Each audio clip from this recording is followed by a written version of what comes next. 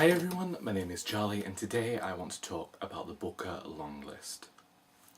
So the Booker Longlist was announced at midnight and I hadn't anticipated staying up to find out about it, but just came across it on Twitter at 1 o'clock in the morning. And for the first time I was surprised to discover that I knew most of the books on the longlist, because this never happens. I never own any of them and I never know what's going to be on there, which I think the only difference this year is that I have made a concerted effort to read all of the book lists and the books to watch out for this year. So what I'm going to do is I'm just going to run down the list, talk about the books, and see why I haven't read them yet. So the first book we have is 4321 by Paul Auster. Now, I bought this book a few months back and it wasn't again giving into hype because I had seen this book mentioned on quite a few lists of books to look out for this year. The reason I haven't got round to reading this book yet, despite the length, is the fact that I saw it likened to Life After Life by Kate Atkinson. And I am currently 200 pages into that book and really not getting on with it. And this book is doing something similar in that it has a character leading 4 parallel lives, whereas in Life After Life the character dies and then comes back and we see each variation of this character at the same point they were in. So I think I might have to read this now because it's on the long list, and we know that I like jumping on bandwagons and the Booker is the biggest literary bandwagon there is.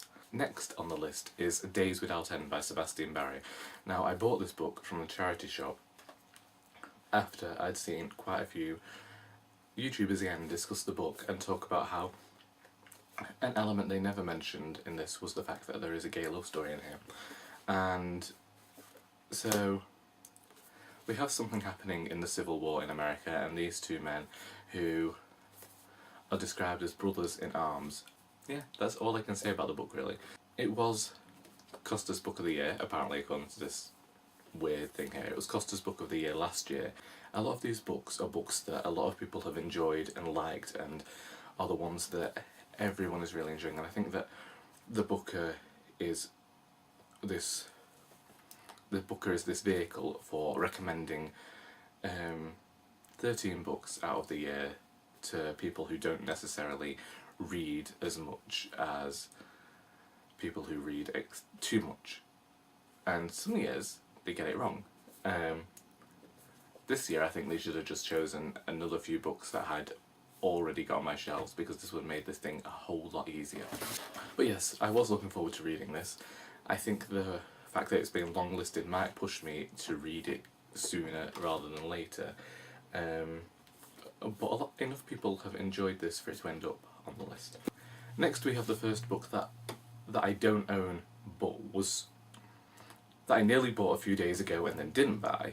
So I think I'm probably going to go back and buy this book because that's just the type of person that I am. And that is History of Wolves by Emily Friedland, and she is an American writer, I believe. 14-year-old Linda lives in an ex-commune and she is an outcast and people call her names, and then this other family move in across the lake, and as Linda babysits their child she begins to realise that there's something going on that shouldn't be going on. And I'm pretty sure this is the book that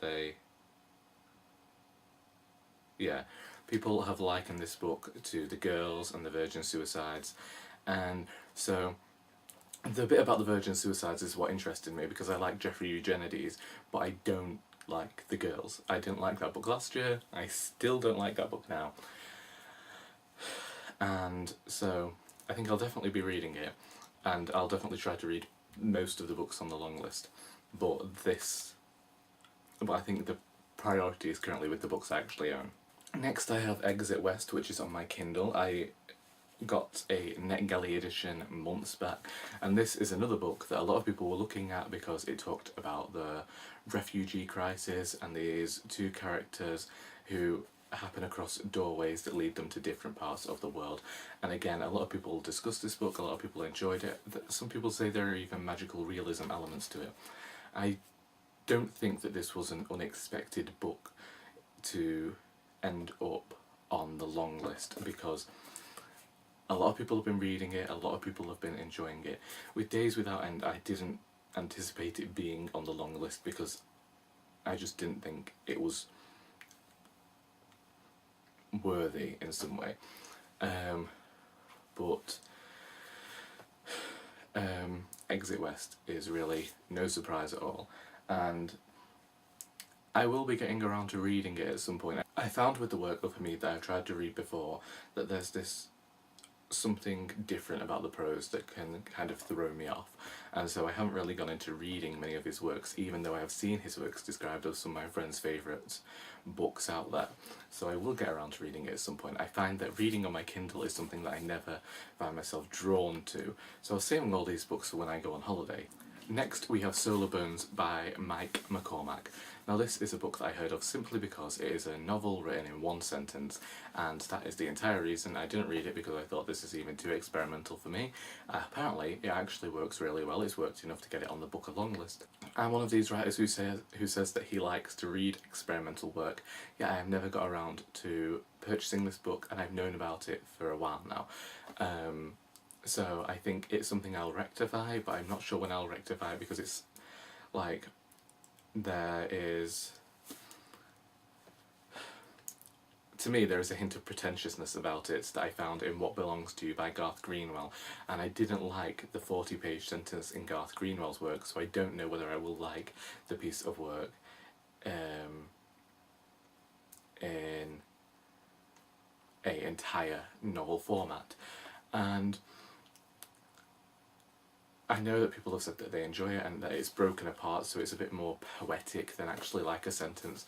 But if they've got it in my library, definitely I'll get it out of the library, I'll read it at the library. But at the moment this isn't one that I am exceptionally looking forward to. In fact, I think it might be here for people who've read Will Self's work in the past when that has been on the long list and thought, well, this is something similar and this will appease them. Yeah. Might read it at some point, but not really. I mean, I'm saying this now, and this book will likely be the one that goes on and win, because that's usually what happens. Yeah. Next we have Reservoir 13 by John McGregor. This is another book that I was going to buy and then didn't, because although I liked John McGregor's last work, Even the Dogs, I did give it away to the charity shop because I just never thought I'd reread it. So I was waiting for this book to come out in paperback. Has that happened yet? I don't know. Anyway, not even completely sure what this book is about anymore, because it has been months, and I mean months, since I looked at this book. So apparently a 13-year-old goes missing,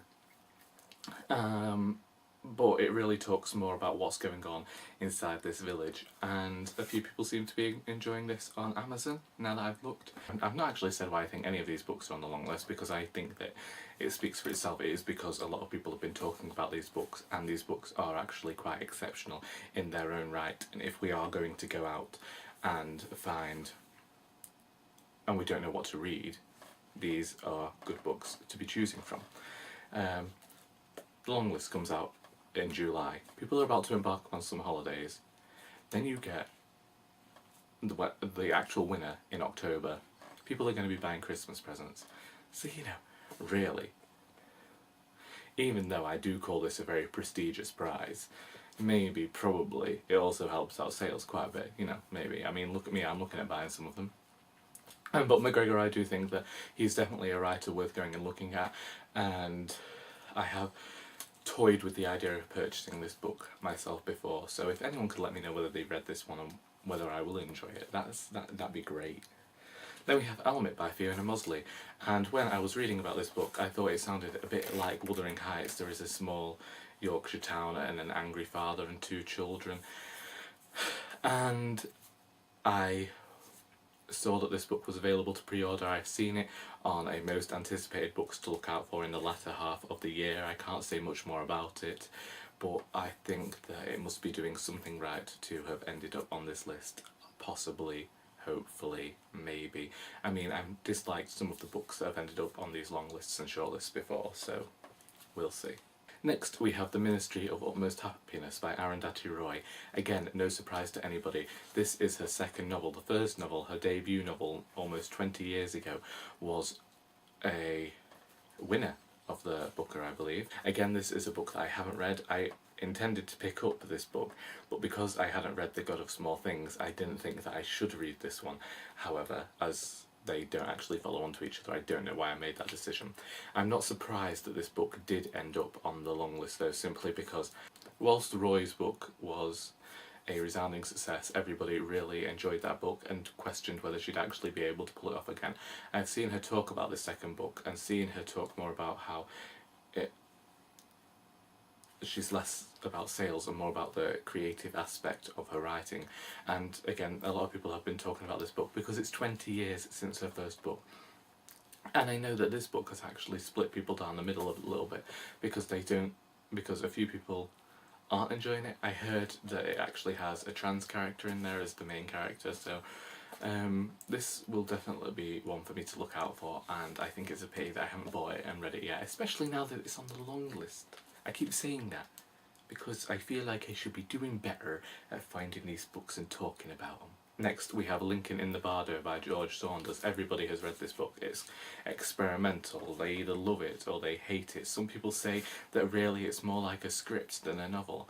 I don't know. I didn't read it because it was a really hyped book. I actually pre-ordered this book and then Amazon happened to just forget the order. I got a message saying it had been dispatched, and then I got another one saying it had never been sent. So then I was just like, well, clearly this is a sign from somewhere that I shouldn't read this book. But this book did not surprise me that it was going to be on this long list.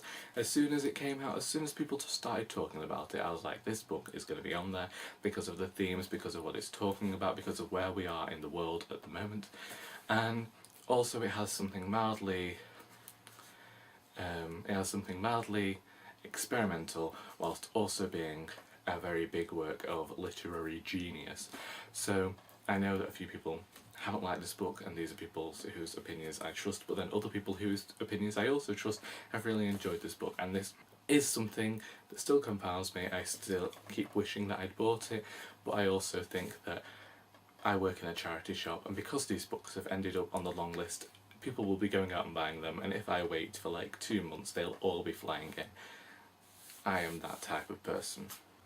Now, I've been told that Home Fire isn't actually out yet by Camille Shamsi. I have no idea what it's about at all. Not an iota. It's telling me that it's available to pre-order and it will be out in September. I don't know. I have heard nothing of the writer before. All I know is that this book, again, was on my most anticipated list of the latter end of 2017, and that maybe that's a reason to look out for it. Maybe that's the whole reason it was on this list. Maybe there's somebody with a little inkling of what's going on. I don't know. Next, we have the only book that I've actually read on the long list, and that is Autumn by Ellie Smith. Now, I have only read three? Have I even read 3? I have only read 2 of Ellie Smith's works. I read Public Library and Other Stories and this one, and I have 2 more to read behind me. And Ellie Smith is quite a prolific writer. She writes in a very stream of consciousness fashion. Autumn talks about the EU referendum and everything going on in the country, in England and the UK at the moment. And that's why I question whether it might be to its detriment, because this book came out in October last year, I believe, October or November. And because of that, it was very of the moment and of the time, so I don't know whether that could be a bad thing for it. Also, I wouldn't like for this book to actually go on to win the Booker, not because I don't appreciate Smith as a writer, but because there are going to be 3 more books in the series, all talking about what's going on at the moment, and all based after a different season, and I think it might not be the best thing for the book or the series, but I am really glad to see Ellie Smith getting a chance again. I wish that she had won the last time around, because I can't even remember what year it was, but it was a good year for the Booker anyway. But yes, if she does go on to win, I'll be extremely happy. I read this book. I think that she writes in a fantastic fashion. I love how she experiments with language, and I talk about experimenting so much with books, and I think that is the biggest way to prove yourself as a writer, is if you do these big things that people don't think that you can do. And I think that Smith did it here, she did it well, and I really like to see how she plays with language, and if she does go on to win, I will support it wholeheartedly. I just hope that, because it was so of the moment, that isn't something that's going to be frowned upon when people are reading the book. Next we have Swing Time by Zadie Smith, another book that I downloaded from NetGalley, have on my Kindle, still haven't read. This has something to do with dancing, it has something to do with London. Again, I have never read a Zadie Smith book in my life. I have tried every single one of her books and I just cannot seem to get into her prose, but I am exceptionally glad that she is getting the chance on the Booker, because I do think that her writing deserves it, because she is she's one of the biggest writers of our time. A lot of people discuss her work and really enjoy her work. We cannot forget the episode of The Vicar of Dibley her book was featured in, when they decided to try and start a book club. So it's only right that the book should end up on the list. And finally we have The Underground Railroad by Colson Whitehead, which is not a surprise to anybody. It takes the Underground Railroad, makes it literal, and everybody was reading this book for the Diversathon at the start of this year. I didn't, kind of chose to stick to some different books that I already owned, and so I haven't read the book and I'm not sure whether I want to, which again means it'll probably end up on the it'll probably end up winning.